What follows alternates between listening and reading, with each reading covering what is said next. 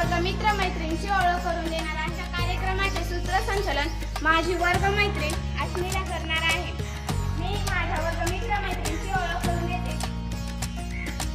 ही आहे साक्षी, हा आहे कार्तिक, हा आहे सुशांत, ही आहे मानसी, ही आहे वेदिका, ही आहे स्नेहा, ही आहे अनुष्का, आजच्या कार्यक्रमाचे अध्यक्ष. धन्यवाद. नमस्कार, मी साक्षी.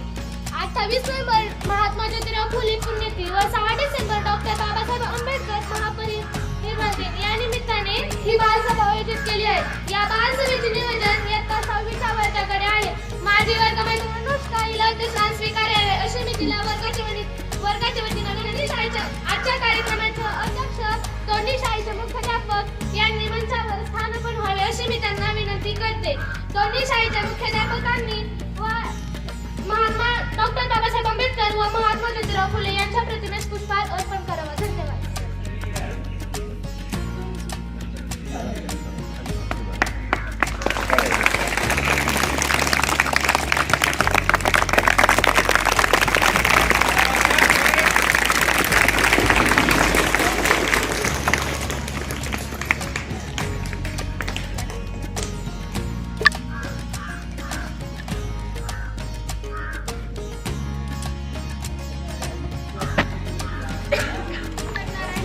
आता आपण या दोन्ही थोर व्यक्तींचे विचार, त्यांचे कार्य, त्यांच्या जीवनाबाबत काही प्रसंग ऐकूयात. सर्वप्रथम मी इयत्ता 6वीतील कार्तिकला आपले विचार मांडण्यास पुढे बोलवते. सन्माननीय व्यासपीठ आणि माझ्या मित्रांनो, आज मी तुम्हाला महात्मा फुले यांच्याविषयी बोलणार आहे.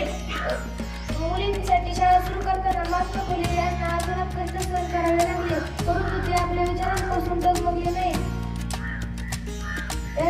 यांच्या या कार्यामुळे स्त्रियांसाठी शिक्षणाचे दरवाजे खुले झाले आहेत आणि स्त्रिया शिक्षित होऊन आपल्या कुटुंबाबरोबरच देशाच्या विकासाला हातभार लावत आहेत. अशा या महात्म्याला अभिवादन करून मी माझे 2 शब्द थांबवतो. जय हिंद.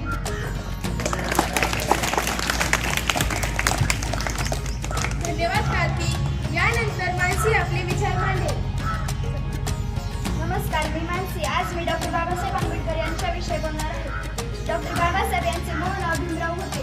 त्यांचे वडील रामजी व्यासंगी शिक्षणाविषयी आस्था असणारे होते, म्हणून त्यांनी बाबासाहेबांना शिक्षण घेण्यास प्रोत्साहन दिले. यासाठी त्यांनी अपार कष्ट केले.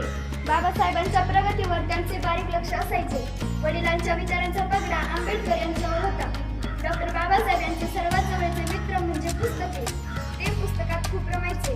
वाचनामुळे त्यांना मनाने चिंतन करण्याची सवय ठरली. कुशाग्र बुद्धिमत्ता, उत्तुंग ज्ञान व अखंड वाचन यामुळे ते आपल्या भारतीय राज्यघटनेचे शिल्पकार झाले. या थोर कर्तृत्ववान घटनेच्या शिल्पकाराला मी अभिवादन करून थांबते. धन्यवाद.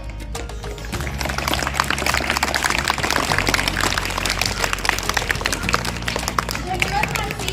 यानंतर मी आयुषला आपले विचार मांडण्यास पुढे बोलवत आहे. नमस्कार, मी आयुष. महात्मा ज्योतिबा फुले यांना आपण महात्मा म्हणतो कारण त्यांनी समाजासाठी व देशासाठी प्रचंड कार्य केले. शोधक समाजाची स्थापना केली, मनात काढली. सर्वांनी शिकावे या तळमळीत अहोरात्र झटले. डॉक्टर बाबासाहेब आंबेडकर यांनी शिक्षणाचे महत्त्व ओळखून मिलिंद व सिद्धार्थ कॉलेजची स्थापना केली.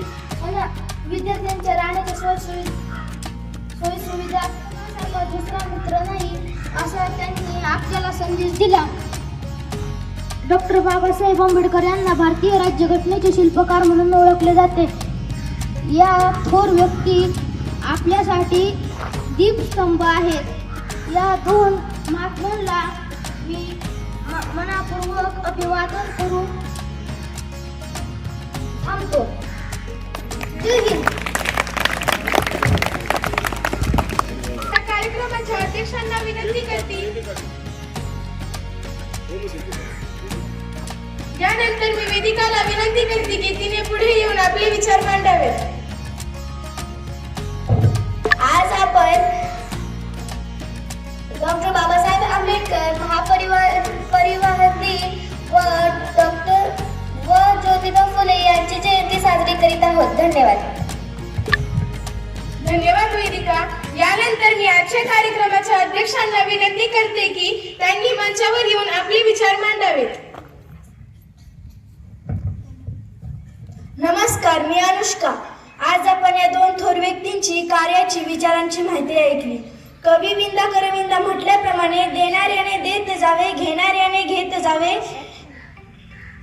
देणाऱ्याने देत जावे, घेणाऱ्याने घेत जावे, घेता घेता एक दिवस देणाऱ्याचे हात घ्यावे. महात्मा फुले व डॉक्टर बाबासाहेब आंबेडकर यांच्या त्यागाने प्रेरित आपण शिक्षणाची गंगा घरोघरी पोहोचण्याचा संकल्प करूया व आपल्या परिसरातील एक विद्यार्थी शाळाबाह्य राहणार नाही यासाठी आपण प्रयत्न करूया व आपल्या परिसरातील एवढे बोलून मी थांबते. जय हिंद. धन्यवाद अनुष्का. आता आभार प्रदर्शन स्नेहा करेल. नमस्कार, मी स्नेहा. आज आमच्या वर्गाच्या बालसभेला मुख्याध्यापक सर्व शिक्षकवृंद उपस्थित राहिले त्याबद्दल मी त्यांचे आभार मानते. तसेच राजश्री, साक्षी, अश्विरा, आयुष, कार्तिक, मानसी, अनुष्का, वेदिका यांचेही आभार मानते. तसेच आपल्या सर्वांचे आत्ता 6वीच्या वर्गाच्या वतीने आभार मानते व कार्यक्रम संपला असे जाहीर करते. धन्यवाद.